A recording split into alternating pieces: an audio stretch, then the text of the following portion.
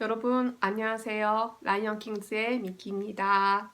가족을 빌려드립니다. 이 문구에 여러분은 어떤 느낌을 받으시나요? 무슨 말을 하는 건지 이해를 잘 못하실 수도 있겠습니다. 그러나 이것은 실제로 요즘 일본에서 주목을 받는 비즈니스입니다. 도대체 어떤 서비스일까 궁금하시죠? 같이 알아보겠습니다. 오늘 춥지? 아니, 별로 안 추워요. 근데 바람은 좀 센 것 같은데요? 아주 자연스럽게 대화를 나눕니다. 애가 술을 좋아해요. 아빠, 나 핑계 대지 마요. 누가 보면 진짜 가족 대화 같죠? 그런데 여기 이 60대 남성이 서비스 의뢰자고 나머지 50대 아내와 이 30대 딸은 그 남성이 렌트한 사람들입니다. 이 서비스를 이용하게 됐는지 이 남성은 이렇게 말합니다. 4년 전에 아내가 죽고 그 후 혼자 생활을 하다가 외로움을 느꼈을 때 이 서비스를 이용한 게 시작이었다. 이 사람은 딸이 있지만 별로 관계가 좋아 보이지 않습니다. 지금 가출상태인 것으로 보입니다. 2년 전부터 3달에 한 번 주기로 이용을 해왔고 금액은 한 명당 4시간에 20만 원. 같이 외출을 하거나 식사를 하고 그렇게 시간을 보냅니다. 의뢰자는 먼저 설문조사를 통해서 자기 자신과 가족에 대한 자세한 정보를 미리 제공합니다. 회사에 가족의 사진을 주면 그 외모나 복장을 비슷한 사람, 그런 사람을 골라주고 만약에 사투리가 있으면 그 사투리를 구사할 수 있는 사람을 주문할 수도 있습니다.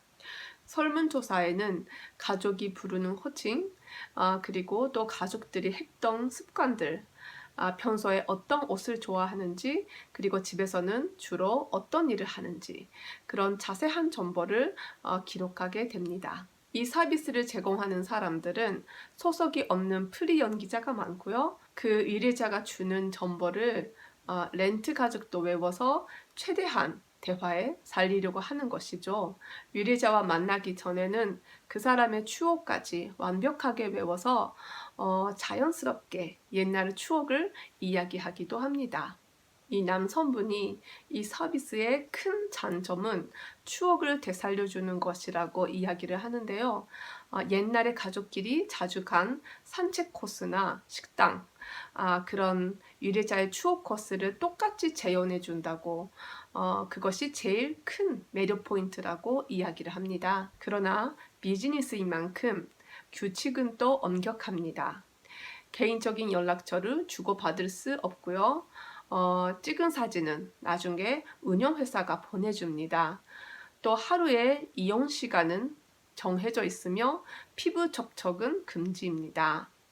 만약 그 의뢰자가 그 렌트한 사람에게 개인적인 감정을 가지고 그런 감정이 생기게 된다면 그 서비스는 중단되게 됩니다. 여러분은 이 비즈니스를 어떻게 생각하시나요? 고독과 외로움 속에 우울해지기보다는 이렇게 유사 체험을 함으로써 즐거웠던 추억을 되찾고 그리워하는 것도 괜찮지 않겠어? 이렇게 생각하실 수도 있겠습니다. 일본에는 가족 렌트 말고도 여자친구 렌트, 그리고 남자친구 렌트, 그리고 허세를 부리기 위한 친구 렌트, 그리고 이야기 상대가 되어주는 아저씨 렌트, 이런 사람 렌트 서비스가 정말 많이 존재합니다. 사람의 고독 관련 비즈니스는 계속 확대되고 있는 상황이죠. 이 서비스의 문제를 몇 가지 들어보겠습니다. 첫 번째, 사람의 감정은 예측할 수 없다는 것입니다. 규칙으로는 서비스 이용자는 렌트한 사람에게 개인적인 감정을 가지면 안 된다고는 하지만 사람은 기계가 아닙니다. 마음이 있고 정이 있으니 나의 아픈 외로움을 채워주는 사람이라면 그 사람에게 마음이 갈 수밖에 없는 게 아니겠습니까? 시간이 지나면 남으로 돌아간다고 머리로는 알고 있어도 매번 만날 때마다 그 마음이 커지는 것이 사람이고, 또 만약에 내 외로움을 달래주던 그 사람이 다른 곳에서 또 다른 사람의 남편 아니면 아내로 연기할 수 있는 거고, 또 그것을 목격할 수도 있는 것이죠. 그러면 그 마음이 질투나 미움으로 변질되지 않는다고 누가 말할 수 있겠습니까? 실제로 사람 렌트 사업에서는 위례자가 렌트한 사람을 개인적으로 사랑하게 되면서 문제가 되는 경우가 약 30%에서 40% 정도 된다고 합니다. 두 번째, 이 서비스는 치료가 아닌 이익이 목적이라는 것입니다. 이 가상가족과 같은 심리치료 방법이 존재하는 거 여러분도 아시죠? 네, 심리극입니다. 실제로 본인이 과거의 어떤 장면에 돌아가 연극을 하면서 자신의 감정과 갈등을 표출시키고 현실적인 문제를 직면케 함으로써 각각의 문제의 원인을 자신 내면 심리적인 곳에서 찾아가게 도와주는 방법입니다. 그런데 이 가족 렌트는 이 심리극이랑 근본적으로 다릅니다. 결코 그 사람의 문제 해결에 초점을 두고 있지 않습니다. 오히려 그 문제를 이용해야지 이익이 되는 서비스입니다. 그래서 외로움의 원인을 해결하는 것이 아니라 외로움에서 도망가기 위한 일시적인 수단을 돈으로 제공하는 것이죠. 그러니 결과적으로 그 고독함과 외로움은 더 악화될 수밖에 없습니다. 또 서비스에 대한 미래자의 의존도는 높아질 수밖에 없죠. 문제는 그대로 남아 있으면서 의존도만 높아져 버리는 게 이 서비스의 최대 위험 요소입니다. 저는 이런 현실 도피 서비스는 일본의 경제 발달 뒤에서 생겨난 부작용이라는 생각이 듭니다. 물질 맞는주의 그리고 페미니즘 같은 사상이 사람 관계를 파괴하고 또 가정을 붕괴시켰습니다.